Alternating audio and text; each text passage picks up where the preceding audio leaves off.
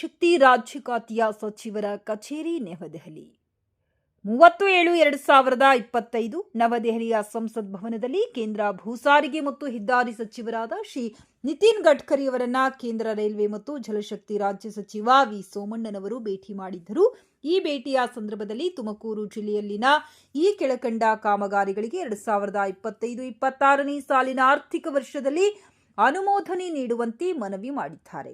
ರಾಷ್ಟ್ರೀಯ ಹೆದ್ದಾರಿ 69ರ ಬಡವನಹಳ್ಳಿ ಬೈರನಹಳ್ಳಿ ಭಾಗದ 32 ಕಿಲೋಮೀಟರ್ ಚತುಷ್ಪಥ ರಸ್ತೆ ಕಾಮಗಾರಿ, ತುಮಕೂರು ನಗರಕ್ಕೆ ನಂದಿಹಳ್ಳಿಯಿಂದ ಮಲ್ಲಸಂದ್ರ ಮತ್ತು ಮಲ್ಲಸಂದ್ರದಿಂದ ವಸಂತ ನರಸಾಪುರದವರೆಗೆ 45 ಕಿಲೋಮೀಟರ್ ಬೈಪಾಸ್ ರಸ್ತೆ ಕಾಮಗಾರಿ, 114 ಕಿಲೋಮೀಟರ್ ಉದ್ದದ ಹಾಸನ ಹಿರಿಯೂರು ಆರ್ಥಿಕ ಗ್ರೀನ್ ಫೀಲ್ಡ್ ಕಾರಿಡಾರ್ ಕಾಮಗಾರಿ.